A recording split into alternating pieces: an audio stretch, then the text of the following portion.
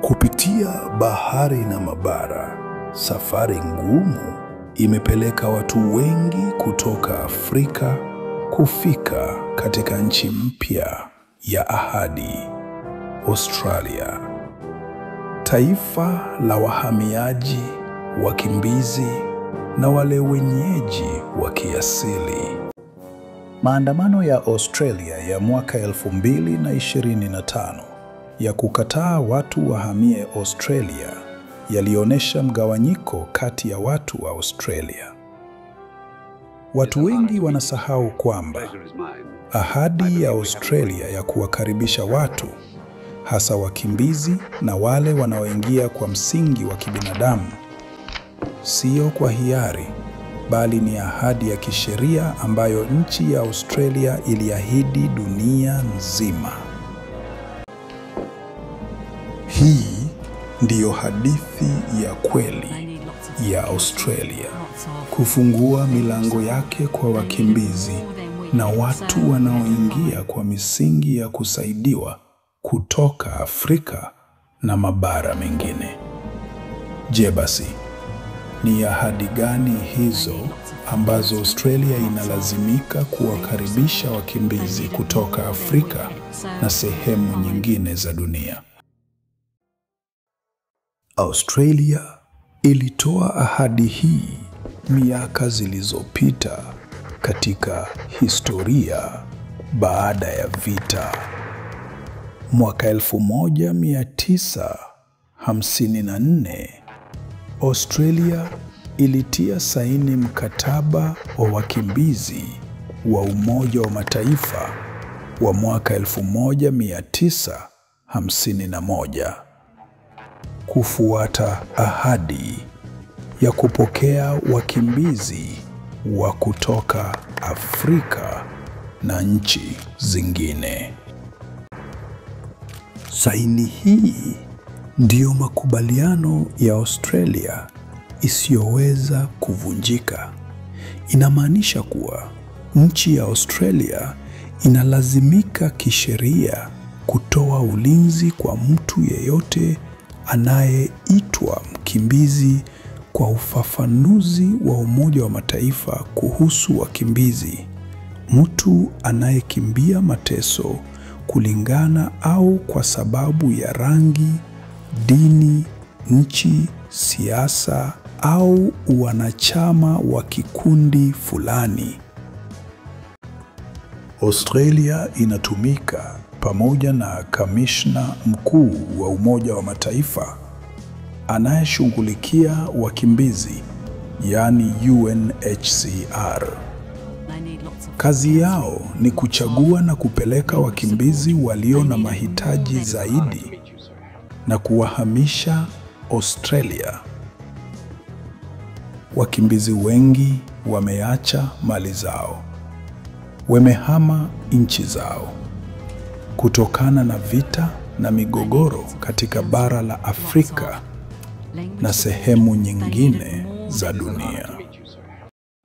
Sheria hii ina kitu muhimu sana katikati yake. Ni marufuku kabisa kumrudisha mtu kama mtu amekimbia nchi yake kwa sababu anaogopa kuuawa au kufungwa. Sheria inasema Australia hairuhusiwi kamwe kumrudisha mtu huyo huko. Hii ni sheria ya msingi na ya muhimu sana kwa wakimbizi wote. Ni kama kusema usitume mtu kurudi kwenye hatari. Hili si jambo la siasa, bali ni haki muhimu ya kila binadamu. Australia inawakaribisha wakimbizi kupitia mpango unaoitwa Mpango wa Kusaidia Watu. Australia inatoa ruhusa, yaani visa, kwa watu ambao wanafanyiwa mambo mabaya sana yanayovunja haki zao za kibinadamu, watu wa Afrika na wengine ambao wanabaguliwa vibaya sana katika nchi zao. Wana haki ya kupokelewa na kupewa nafasi ya kuishi Australia kwa amani na kupewa makazi mapya, yaani resettlement. Kama mkimbizi akipata ruhusa visa ya kuishi Australia, maisha yake yanabadilika kabisa. Huyo mkimbizi sio tena mgeni atakayeishi Australia kwa muda mfupi tu, bali anakuwa mkazi na mwananchi wa Australia milele. Hii ni kama kupata funguo za nchi mpya. Wakimbizi wote wakifika wanapewa haraka matibabu ya bure kama Medicare, msaada wa pesa kutoka serikalini, Centrelink, masomo ya Kiingereza bila malipo, haki ya kufanya kazi, kusoma na kuwaitisha watu wa familia zao waje kuishi nao pamoja. Na cha muhimu zaidi, kuwa mkazi wa kudumu Australia itakufungulia njia ya kuwa raia kamili wa Australia.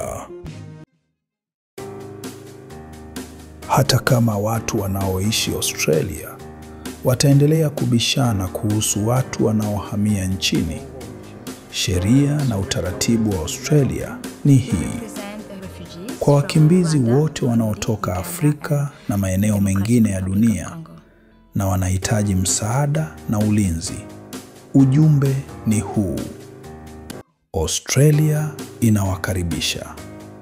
Ni nchi ya watu wa aina nyingi tofauti na inataka kila mtu aishi kwa amani. Kufika Australia kunaweza kuwa safari ndefu, lakini jambo la muhimu ni kwamba haki ya wakimbizi ya kupata usalama ni ya kweli na ya uhakika. Hii ni African Find Australia TV kwa lugha ya Kiswahili. Hapa tunakuletea hadithi, habari, matukio ya sasa na taarifa muhimu kuhusu watu wa Kiafrika nchini Australia.